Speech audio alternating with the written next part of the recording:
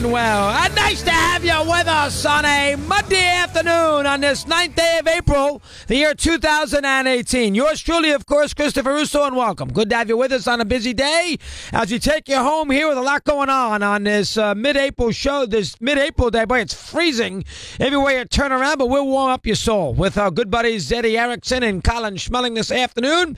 We'll hear from Tori a little bit later on. Elgin Baylor in studio today.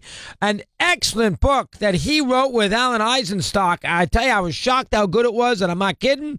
Quote, Hang Time on Baylor's great career. We talk to him a little later as we chat to you at 888 Mad Dog 6. That's your two-way sports talk telephone number on the great SiriusXM 82. Lots to do, Billy Andre, today early as we get you going with the Masters. And here you have it. All right, let's first talk about the tournament, and let's talk about yesterday. Let's not make this now some heroic event. All right, that's number one.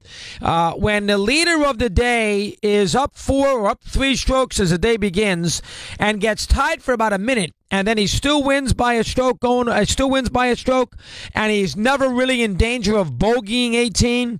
It's not an historic event. There was no ebb and flow to it. There was no back and forth to it. I mean, Reed essentially took control of this tournament when he did what he did on Saturday afternoon with that back 9 stretch. And, you know, he did what he had to do yesterday, where he played very, very consistent, shaky beginning, bogeyed 1, and everything else. I get it. And, par 2, that easy par 5, but for the most part, after he got through those couple of holes, he did what he had to do. He made putts. He great job on 12. Tremendous 2-putt on 17. He did what he had to do. A little nerve-wracking for a second on 18, but he did what he had to do there. I mean, he was relatively consistent. He played well with the lead.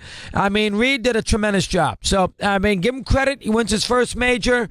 Everybody knows he's got a lot of talent. Everybody who saw him in college felt that way. Obviously, he did a tremendous job with the Ryder Cup. By the way, in 2 Ryder Cups, this is a guy who knows how to make his way around a golf course. He's a little cocky, okay.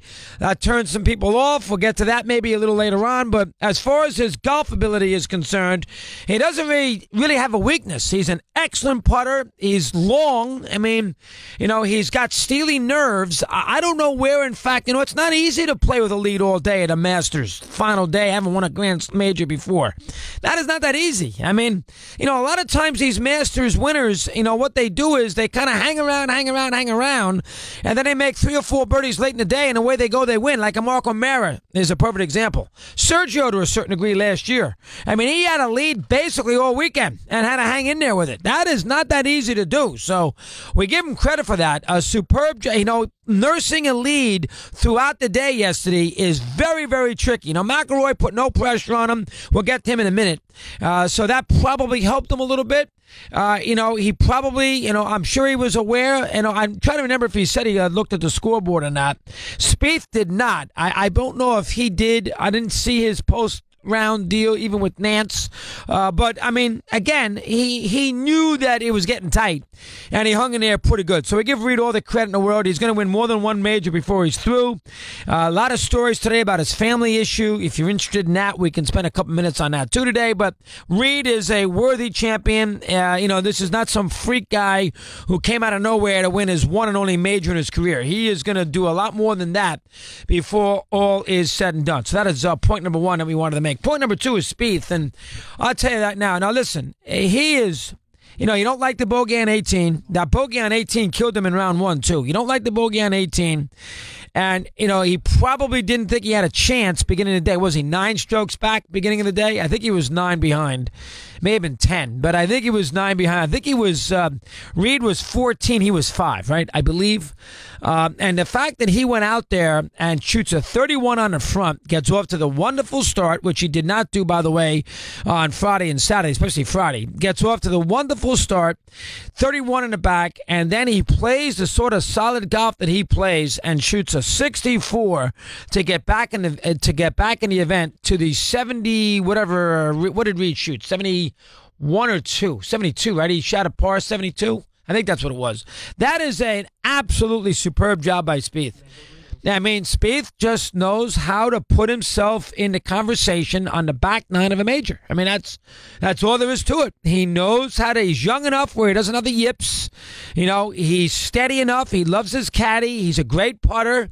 He's annoying to watch, but he's got ice water in his veins. Again, he's won 3 already. He's going to win a hell of a lot more than that before it's all said and done.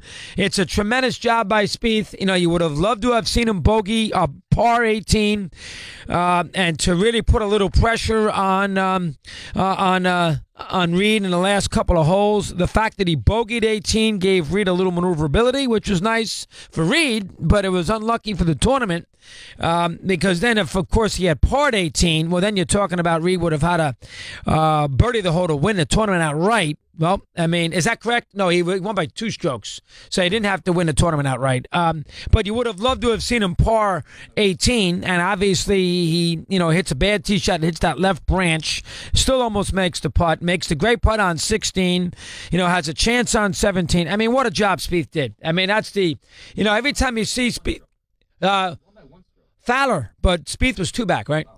Spieth was 13, Fowler was 14, and Reed was 15. So that's what I meant. So he would have still had a par the hole. It didn't really make any difference what Spieth did. But if Spieth, at the time he didn't know what Fowler was going to do because he did a tremendous job on those 2 holes. He made a great 2-putt on 17. He birdied 18. So you didn't know he was going to do that because Spieth was first. The bottom line is that Spieth is just in a big spot, is very trustworthy, is what it comes down to, and did a superb job. And I've never been a big Ricky Fowler fan. I always thought he was a little overrated, but, he did a great job yesterday. He made Reed earn it on 18 by birdieing the hole. He was a little spotty on the front. He did a great job on the back. It is a tremendous job in a lot of ways by Fowler. Fowler has been, top 5 in the majors a couple of years ago in all 4 of them. His game is basically okay for all these courses. He's going to win some majors. And I've never been a huge fan. I think he's a little bit too much. I always thought a little bit more style than substance, but I'm starting to come around a bit, and he will win a major or 2 before it's all said and done. He did a great job yesterday. He was trailing throughout. He had to make some things happen, and he did. Rahm fell apart a little bit at the end. We all know about McIlroy falling apart really the whole day. Fowler did not. And he's always got a little pressure on him because, he does the commercials. He wears the fancy outfits. He's sort of hip to the younger generation, and he did not spit the bit. Did a nice job, and he will win a couple of majors here down the road. So that's number 3 I wanted to say. Number 4 is McIlroy, and I do think he's spooked a little bit by this course. I think that 40 and that horrendous round that he had the year he should have won, I think that kind of more. I think he thinks about that. He did a tremendous job of getting out of that first hole yesterday with a par off that lousy tee shot, but he missed that putt for an eagle on 2, and you never think anybody walking off a hole with a birdie is disappointing, but it was for him, and he never really was able to put anything together. So that's a terrible job. I mean, he never challenged. That's a terrible. He should have 74 yesterday. That's a terrible round for McIlroy, who won a tournament 2 weeks ago with a great finish in Bay Hill. He was trying to win the Grand Slam. He put pressure on Reed by what he had said on Saturday. All the pressure is on Reed, no pressure on me. I think he did that on purpose to put a little pressure on a young kid, and a young kid did not falter to that pressure, while McIlroy did. McIlroy, he's in Augusta. He's missing something. He's missed something, and sometimes the all-time greats, they have that one course that they have that one event. Mickelson U.S. Open, Sam Snead U.S. Open, Bjorn Borg U.S. Open, John McEnroe French Open. Sometimes the all-time greats have that one, Ken Rosewell, Wimbledon, and go on and on and on in these singular sports. They have that, Arnie, PGA. Some of them have that one event, that one Grand Slam that just seems to get in the way. And then it starts to seep in, and it's in that head for a long time. McIlroy now, that issue is the Masters. 312, we continue. Mad Dog Unleashed.